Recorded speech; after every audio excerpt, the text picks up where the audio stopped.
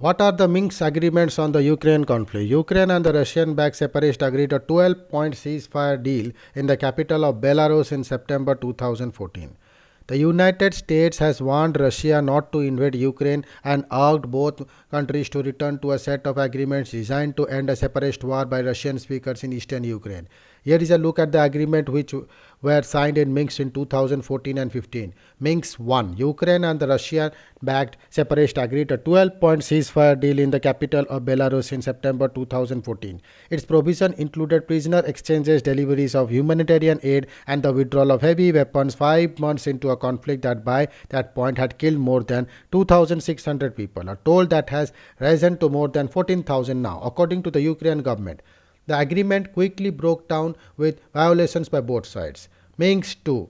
Representatives of Russia, Ukraine, the Organization for Security and Cooperation in Europe, and the leaders of two pro-Russian separatist regions signed a 13-point agreement in February 2015 in Minsk. The leaders of France, Germany, Russia, and Ukraine gathered there at the same time and issued a declaration of support for the deal.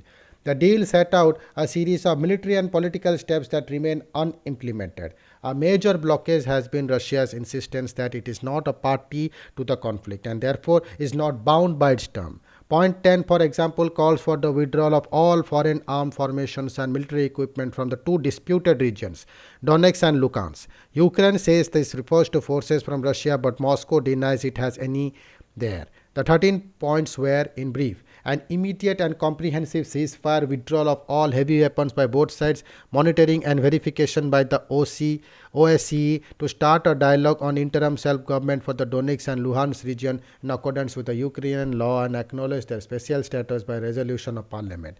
A pardon and amnesty for people involved in the fighting, an exchange of hostage and prisoners, provisions of humanitarian assistance, resumption of socio-economic ties including pensions, restore full control of the state border by the government of Ukraine, withdrawal of all foreign armed formations, military equipment and mercenaries, constitutional reforms in Ukraine including decentralization with specific mentions of Donetsk and Luhansk, elections in Donetsk and Luhansk on terms to be agreed with the representatives, intensify the work of trilateral contact group including representatives of Russia, Ukraine and the OSCE. Thank you.